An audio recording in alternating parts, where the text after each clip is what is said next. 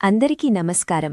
ఈరోజు మనం యేసుక్రీస్తు శిలువ మీద పలికిన 6వ మాట కోసం పూర్తిగా తెలుసుకుందాం.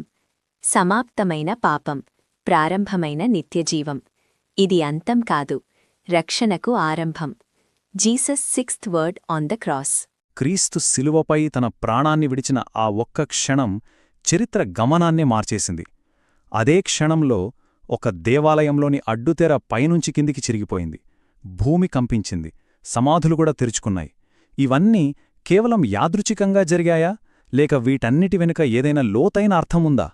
రండి, ఆ చివరి 6 గంటల ప్రయాణంలోకి వెళ్ళి అసలేం జరిగిందో తెలుసుకుందాం. ఆయన పలికిన ఆ చివరి మాట సమాప్తమైనది. యోహాను సువార్తలో మనం చదువుతాం. ఇది కేవలం ఒక వాక్యం కాదు. 3 గంటల కటిక చీకటి తర్వాత శిలువపైనుంచి వచ్చిన ఒక మహాప్రకటన. ఈ ఒక్క మాటతోనే సృష్టి మొత్తం కదిలిపోయింది. సో ఇదొక ముగింపు మాత్రమే కాదు, ఒక సరికొత్త ఆరంభానికి నాంది. ఆ ప్రకటన వెనుక ఉన్న శక్తి ఏంటో ఇప్పుడు మనం చూద్దాం. సరే, ఈరోజు మన ప్రయాణం 4 భాగాలుగా ఉంటుంది. ముందుగా శిలువ మీద జరిగిన ఆ 6 గంటల పోరాటం గురించి చూద్దాం. ఆ తర్వాత ఆయన మరణానికి ప్రకృతి ఎలా స్పందించిందో తెలుసుకుందాం. మూడోది, ఆ చిరిగిన అడ్డుతెర వెనుకున్న అసలైన ఆధ్యాత్మిక రహస్యమేంటి. ఇక చివరగా ఈ సంఘటన దేవుడితో మన సంబంధాన్ని శాశ్వతంగా ఎలా మార్చేసిందో విశ్లేషిద్దాం. ఓకే, మన మొదటి భాగం ఆ 6 గంటల పోరాటం. ఇది కేవలం గడియారంలో గడిచిన సమయం కాదు. ఇది ఒక రకంగా చెప్పాలంటే ఒక కాస్మిక్ కౌంట్ డౌన్. ప్రతి క్షణం, ప్రతి నిమిషం ఒక ప్రణాళిక ప్రకారం జరిగి చరిత్ర గతిని మార్చే ఒక గొప్ప ముగింపు వైపు నడిపించింది. చూడండి, మార్కు సువార్త ప్రకారం ఉదయం 9 గంటలకు యేసును శిలువ వేశారు. అంతా మామూలుగానే అనిపించింది. కాని సరిగ్గా మధ్యాహ్నం 12 గంటలకు కథ మొత్తం మారిపోయింది. ఆకాశం చీకటిగా మారింది. అలా 1 కాదు, 2 కాదు, ఏకంగా 3 గంటలపాటు. ఆ తర్వాత మధ్యాహ్నం 3 గంటలకు ఆయన తన చివరి మాట పలికి ప్రాణం విడిచారు. ఆ 3 గంటల చీకటిలో అసలేం జరిగింది? మధ్యాహ్నం 12 నుంచి 3 వరకు ఆ దేశమంతా గాఢమైన చీకటి కమ్మేసింది. ఇదేదో సూర్యగ్రహణం అనుకుంటే పొరపాటే. మూలగ్రంథం ఏం చెప్తుందంటే, ఆ 3 గంటల సమయంలో లోక పాప భారమంతా ఆయన మీద మోపబడింది. అది మానవ చరిత్రలోనే అత్యంత కీలకమైన, అత్యంత భయంకరమైన 3 గంటలు అని చెప్పాలి. సరే, ఇప్పుడు రెండో విభాగానికి వద్దాం. ప్రకృతి స్పందన. ఆయన ప్రాణం విడిచిన ఆ ఒక్క క్షణం భూమి దద్దరిల్లింది. సృష్టి మొత్తం ఆయన మరణానికి సాక్షిగా నిలిచింది. ఇది మామూలు మరణం కాదని ప్రకృతి ఘోషించిందనమాట.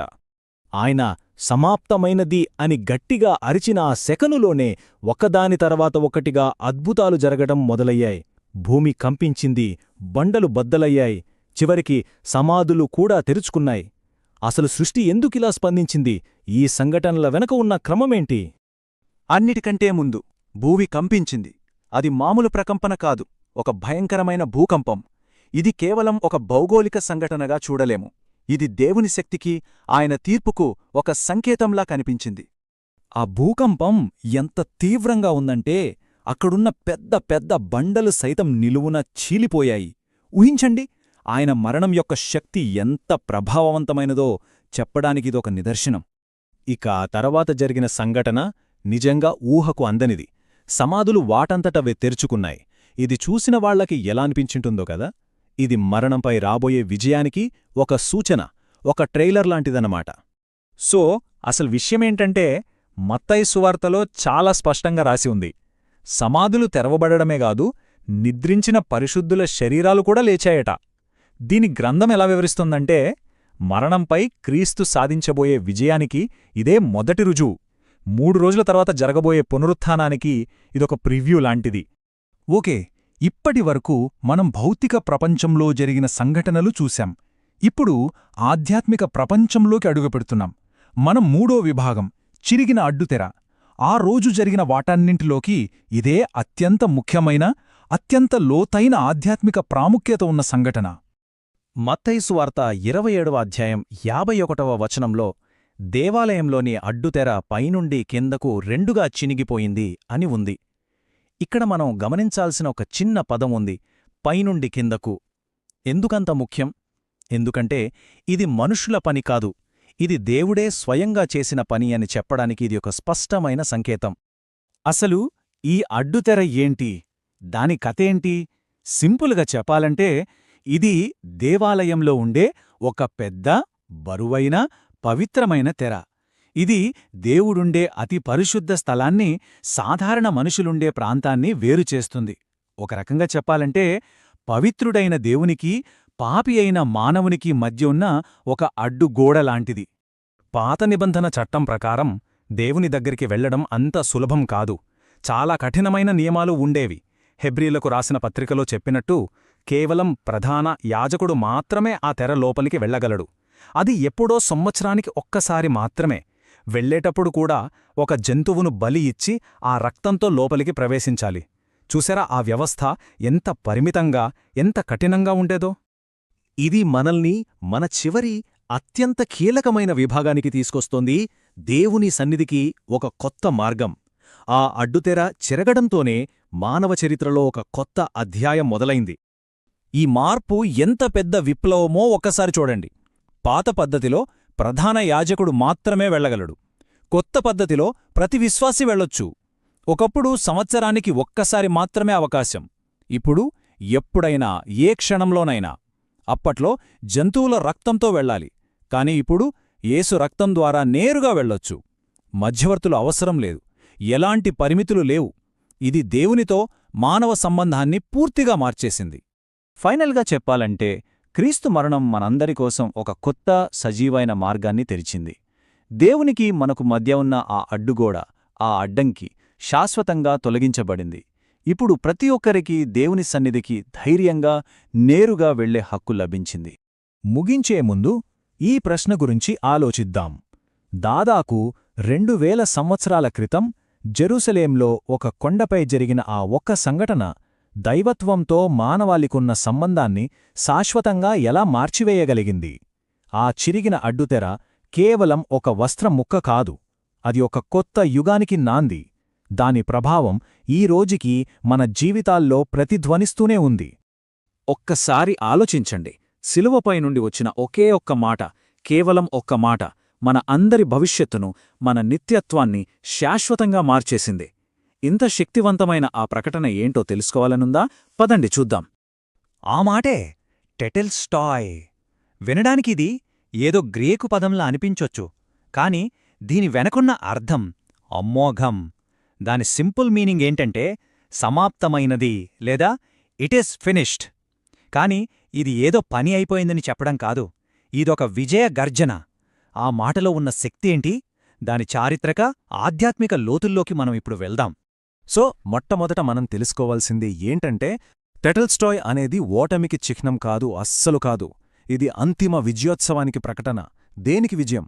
మనందరిపై ఉన్న అపారమైన, తీర్చలేని ఒక రుణం పూర్తిగా రద్దయిపోయిందని ఇది గట్టిగా ప్రకటిస్తోంది. విషయమేంటంటే ప్రాచీన కాలంలో ఈ పదాన్ని రోజూ వాడేవాళ్లు తెలుసా? ముఖ్యంగా అకౌంట్స్ డిపార్ట్మెంట్లో. ఎవరైనా వాళ్లప్పును చిల్లిగవ్వతో సహా తీర్చేశారనుకోండి, వాళ్ల అప్పుపత్రం మీద టక్కున ఒక స్టాంప్ వేసేవాళ్లు. దానిమీద టెటెల్స్టాయ్ అని రాసుండేది. అంటే పెయిడ్ ఇన్ ఫుల్, అప్పు పూర్తిగా చెల్లించబడింది, ఇక ఆ వ్యక్తికి ఎలాంటి బాకీ లేదు, ఆ రుణం అక్కడితో సమాప్తం. ఇక్కడే అసలైన అద్భుతం ఉంది. ఆలోచించండి. రోజువారీ జీవితంలో వాడే ఒక అకౌంటింగ్ పదాన్ని బైబుల్ తీసుకుని దానికొక అనంతమైన ఆధ్యాత్మిక అర్థాన్నిచ్చింది. కొలోసీయులకు 2:14లో మనం చదివినట్టు, మన పాపం అనే ఆ తీర్చలేని రుణపత్రాన్ని ఆయన మన చేతి నుండి లాక్కుని దాన్ని మేకులతో సిలువకు కొట్టేశారు. దానిమీదున్న మన చేవురాతను పూర్తిగా తుడిచేశారు. అంటే మన అకౌంట్ క్లోజ్డ్, శాశ్వతంగా రద్దు చేసేశారు. అంటే ఇది కేవలం మన అప్పు తీర్చడమే కాదు, అంతకు మించి తండ్రి అయిన దేవుడు ఆయనకు అప్పగించిన ఒక మహత్తరమైన కార్యం, రక్షణ కార్యం, దాని యేసు సంపూర్ణంగా 100% పూర్తి చేశారు. అందులో ఒక చిన్న పని కూడా మిగిలిపోలేదు. అంతా complete. The work is finished. సరే, దేవుడు తన వైపు నుండి పనిని కంప్లీట్ చేసేశారు, అంతా పూర్తయింది అన్నారు. మరిప్పుడు మన సంగతేంటి? మన పాత్రేంటిందులో? ఆయన పూర్తి చేసిన ఆ అద్భుతమైన కార్యానికి మనం ఎలా స్పందించాలి? ఇది చాలా ముఖ్యమైన ప్రశ్న. ఓకే, దేవుడు తన పనిని సంపూర్ణంగా ముగించారని మనం చూశాం. ఇప్పుడు ఆ రక్షణను మన జీవితంలోకి ఎలా ఆహ్వానించుకోవాలి? మనవంతుగా మనం చెయ్యాల్సిన పనేంటి? ఆ భాగం గురించి ఇప్పుడు మనం వివరంగా చూడబోతున్నాం. యేసు శిలువపై పూర్తి చేసిన ఆ మహత్కార్యం మన వ్యక్తిగత జీవితంలో నిజంగా ఒక అనుభవంగా మారాలంటే దానికి లేఖనం ఒకే ఒక్క దారి చూపిస్తోంది. అదే పశ్చాత్తాపం. అవును, రిపెంటెన్స్. క్రీస్తు చేసిన కార్యానికి మన జీవితంలో వచ్చే మార్పుకి మధ్యలో ఉన్న కీలకమైన లింక్ ఇదే. అయితే ఒకటి గుర్తుపెట్టుకోవాలి, పశ్చాత్తాపం అంటే అయ్యో పాపం చేశానే అని ఫీలవడం మాత్రమే కాదు. అదొక యాక్షన్, ఒక బలమైన నిర్ణయం. ఇందులో 2 ముఖ్యమైన స్టెప్సున్నాయి. మొదటిది, మన పాత పాపపు జీవితానికి పూర్తిగా గుడ్ బై చెప్పడం, ఒక యూటర్న్ తీసుకోవడం. రెండవది, దేవుని వైపు తిరిగి మనస్ఫూర్తిగా మన పాపాలను ఒప్పుకోవడం. ఇలా మనం మనస్ఫూర్తిగా ఒప్పుకున్నప్పుడు ఏం జరుగుతుందో చూడండి. మనకు దొరికే వాగ్దానం ఎంత గొప్పదో. మనం మన పాపాల్ని ఒప్పుకుంటే ఆయన నమ్మదగినవాడు కాబట్టి మనల్ని క్షమించేస్తాడు. అంతేనా? కాదు, అక్కడితో ఆగదు. ఆయన సమస్త దుర్నీతి నుండి మనల్ని కడిగి పవిత్రుల్ని చేస్తాడు. ఇట్స్ ఎ కంప్లీట్ రీసెట్, ఒక పునరుద్ధరణ. సరే, మనం పశ్చాత్తాపపడ్డాం, దేవుని క్షమాపణను అందుకున్నాం. ఆ తర్వాత ఏంటి? ఇప్పుడు మనల్ని ఎదురుచూస్తున్న ఆ మహిమకరమైన ఫలితమేంటో చూద్దాం. అదే ఒక సరికొత్త జీవితం.